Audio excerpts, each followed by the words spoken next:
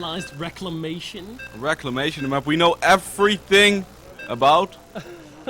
A map that I might have seen like one time in my entire life. It is one of those maps where you don't share a base in 2v2. Yes. That's important to note. Yep. But what it's gonna do for the game, I have absolutely no idea. We are gonna open a production tab at the start, but I don't think I'm gonna keep it open for too long because it's gonna get epic in there quite soon. We do have from Clan Mouse Control Optimus spawning at the right top corner. His ally for this game will be Venny from the same clan, of course, playing as the Zerg. And who are the other guys? On the other side, of the, actually, who is who? Alright. There we go. I confused Lurlian, the thing I wanted to do all day, and finally I've done it. There you go. They're so close to each other. Look at that. If you look, they are. If you look at the air distance between the pink Venny and the blue Agahan, that's such a close air distance. They're about as close air distance as they are to their teammates. Yep, I mean they could be spawning on the other side of the map and it would still look like a normal 2v2 map. I think the only thing that really separates these bases is that the ramp is behind the expansion, so it does make it quite easy to expand for a Zerg player, and they both have Zergs in the team.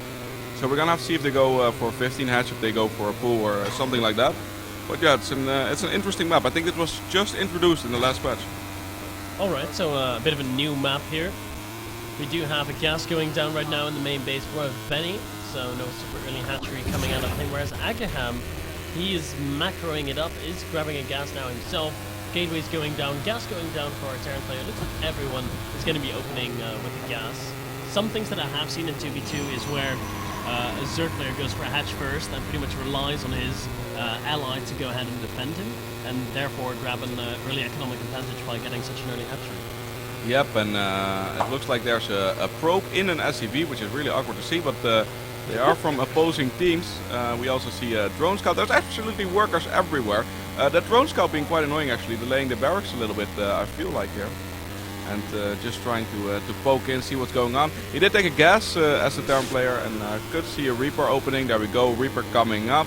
So is the orbital command quite standard here. You want to get as much information as possible because you get 2 times the information together in a 2v2. It's very unorthodox to have 2v2s in a big tournament like this one. Would you like to see it more often? No. No? No, I think it's horrible to have 2v2s in a tournament setting. When you have team games, I guess it can be alright. But in general, if team games would work, if people would want to see that, we would have seen that in bigger tournaments, such as the GSL, the DreamHacks, the NASLs, and the WCS, for example. But it is a welcome change to the normal procedures. Yeah, I think when you got big names, I mean Mouse Control and KS definitely. Well, this Reaper is harassing a little bit, and we're watching that they are very well known in Holland. When you got big names like that, I think they just want to show you how good they are in a 1v1 game and not so much the 2v2. Although it's a nice touch and a little bit of variation, I gotta agree with you there though. Alright, yeah, that Reaper is still scouting out, mainly for scouting purposes, of course. Has scouted exactly what the Protoss player is doing, and now knows exactly what the Zerg player is doing. Has he seen that the there's an evolution chamber being made there? Has the Reaper seen that evolution chamber? Yes, he has seen that evolution chamber more often. So that Reaper has an incredibly good idea of what Agaham and Bully are doing. Yeah, a little bit of unorthodox build here from Agaham, as he is adding +1 for ranged attack, and he's adding a roach for it. He's also adding a spine. I don't really get the spine, but probably just for defensive purposes. So it looks like he's going to be going roaches while he's not expanding, so this could be a little bit of a roach 1 base push. Yeah, no expansion coming out of Bully either. He's going up to 3 gateways right now, so we could be looking at a big Stalker roach push when they get up together in a big ball. That is a pretty scary thing to be going up against. You're going to need Marauders out to be able to deal with that. Both players on the other side of the map are expanding. Actually, I'm not I've got it sorted right now. On the other side of the map, we've got both players expanding early. Yep, well, yes, the Terran expanding on the high ground, placing it next to his original command center, and the Zerg player taking a hatchery. It was, of course, behind the bailing nest and spawning pool, so it's not super early for a 1v1, but in 2v2 it's quite early. And this means we know who the aggressors will be this game. It will be the guys from KnightS Gaming, because this is pretty much as all in as it gets for the Zerg. One base Roach push with a lair coming up, so I'm guessing he's even gonna get speed with it. Yeah, it's gonna be speed Roaches with +1, maybe even +1/1 is gonna be finished up by the time they really want to hit, but they're giving their opponents so much time. Benny and of course Optimus will be on such great economy. They're going to be using their orbital command on the low ground now. The hatchery for the Zerg has been up for a couple of minutes, and they are really starting to reap the benefits from those already. The only thing that the team of KnightS Gaming has going for themselves is the amount of units and the amount of tech that they have out now. They have to move soon. The longer they wait, the better the situation is going to get for the mouse control team. Yeah, and we also see some golden showers from the overlords at the front base. I don't know if that actually serves any purposes. Maybe it's to defend his ally faster with the roaches. But I'm expecting them to be very aggressive very soon. But I don't see any proxy panels on the map yet for the Protoss, and I don't see the Zerg moving yet. So this is gonna. I feel like the longer this game takes right now, the more ahead the guys from MCon are gonna get. Yeah, definitely. That's spot on. That's exactly what's happening. There's going to be medevac tech out on the field for Optimus in a second. He's in such good energy saturation. If we're looking at the worker tab, you can see 34 workers all ready for our Terran, which is really nice. He's got such a great economy. The defense, that's what Benny has been focusing on. He's been focusing on the defense. Why are they not attacking? They're staying back so long. Yep, it looks like he just wants to max out on roaches from one base. That's not what Stefano taught us. I don't know if this is going to be the case, but no man, you not need 3 the best bases thing. when you want to do the 11-minute roach max. We're about to come up on 11 minutes. You know how the game took so long to set up? Maybe its H key is broken and he can't make the hatchery. Yeah, that must be the situation for Hague here. They are going to have a large amount of roaches. They will have good upgrades. They will have speed. They will have +2 by the time they hit. As far as the first player goes, he's got no upgrades, but he has 3 immortals and has some observers on the way to spot for any kind of potential cloaking units or burrowed stuff that could be going down. They now see the move out. Optimus and Benny, they know it's coming. Optimus dropping some extra. And he passes the game. They need some great strategy from our player from MCon. Really switching it up right there. I didn't see that coming. He was like, pause the game, we need to talk about strategy for a second. Okay, we know how we're gonna defend against this. We can start this up again. There they go, 3, 2, 1, game resumed, here it comes. Team KnightS Gaming, they're gonna be moving in with their 1 base all in. If they don't outright kill their opponent, they're gonna lose the game. The bunkers that Optimus are constructing are about 75% done, but they are not quite finished up yet. There are so many links here. Marines with some Marauders in there as well. And a great flank by the Zerg player Benny. He's just surrounding everything right here. And I don't know if there's gonna be enough to actually clean that up. Queen's coming into the fray as well. What's your point about this? That the Immortals are doing a lot of damage here earlier. Yeah, the Immortals doing great. They're still alive in the back. The units for Optimus and Benny, they're starting to die off, and it looks like the super late 1 base timing is actually gonna break. The mouse control team here, I cannot believe this is actually working in 2v2, but apparently it is. The ball of Stalkers, Immortals, and Roaches, it seems to be too powerful. They're forcing the lift off on the orbital command, now going to the left side to kill the hatchery of Benny. Yep, it's looking better than expected. When I saw the circling surrounding that whole army, I was expecting the guys from mouse control to hold this, but it looks like the strategy, how unorthodox it is from KnightS Gaming, is working out right now. We've got a few reinforcements on the way, especially from the Terran player, but I don't know if it's going to be enough as drones going to try and hold us up. Yeah, the drones being pulled. All the units now in the main base. There's forcemen on the ramp. There's not enough forcemen energy to keep that up anymore. The Terran still has a pretty scary army, but does he have enough Stim, Marines, and Marauders to take out both armies?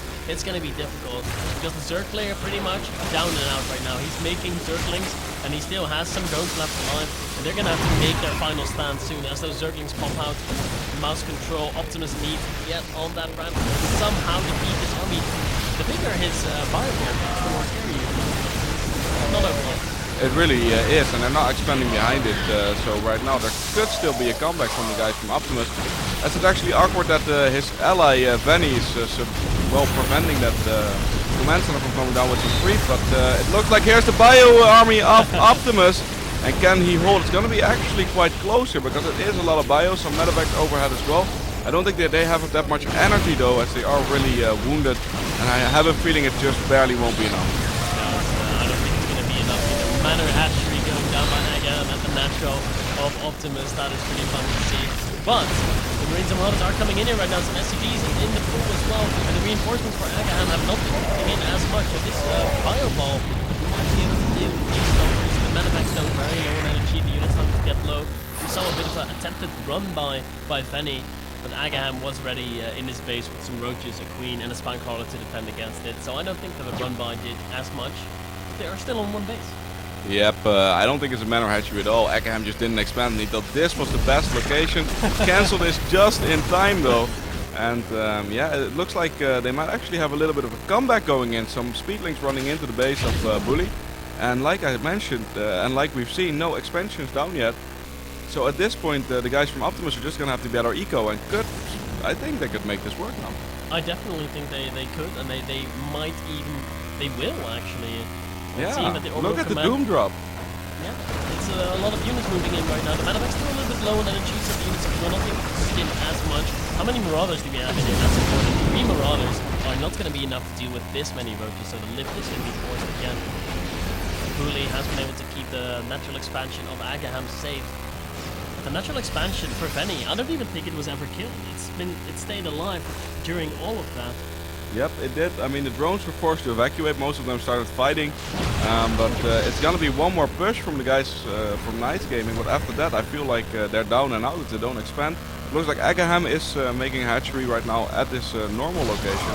And the Doom drop, once again commanding, but not doing really that much damage. No, not enough Marauders in there. One of the Medivacs getting really low. Has to be careful not to get picked off here. And here comes our Protoss player again. The Protoss player is mining out of his main base. He's not going to have enough minerals to start another Nexus if he keeps up with this much unit production. So he wants to finish this game right here, right now. The Zerg is trying to get a bit of hits around here. No, they're not even going to look for engage. They're just going to go for the counter-attack. And the Orbital Command, it has gone down. So it's one base versus one base. Yep, one base versus one base. I mean, he loses his orbital command there, but the Protoss player never made that extra Nexus to begin with. It looks like Agaham is doing a nice job defending with some roaches against drops and really keeping his teammates safe there with taking his own expansion at this point. And Venny, well, even though he has an expansion, he's only mining with it from 3 drones, so it's a very low eco game so far. Yeah, the economy, it's not looking good for our players on the bottom side. The hatcheries have been taken out. The Protoss player is now in the main base of our Zerg player, Venny. And he's going to look to do some damage here. This is his last army. If he loses this, he's going to be useless for the rest of the game. He has no Nexus. He has no more minerals to mine. And most of the have to go ahead and defend against this. There's some bio in the main base. Maybe they are going to be able to help out here or not. They realize how to do that and they retreat. This is the most real game I've ever seen. This is indeed one of the weirder games I have casted.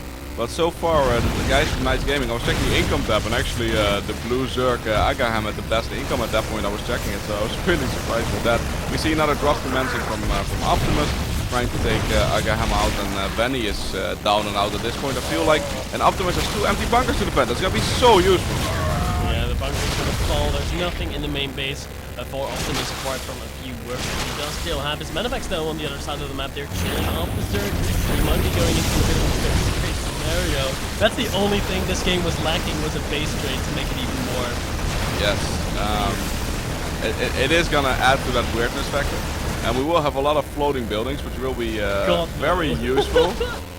And at this point, I actually think... Oh, they've got nothing to kill air! They're not gonna be able to make anything that actually kills the buildings in the corner. There's minerals in the main base for Bully. He does still have a Nexus, but if this Nexus goes down, it's gonna be a draw at least. This Nexus is everything for the team. One thing, the blue Zerg still has about 1,000 minerals. He can give that to his ally, and he can remake a Nexus somewhere. He can still make some units. Maybe he can even get a Phoenix up.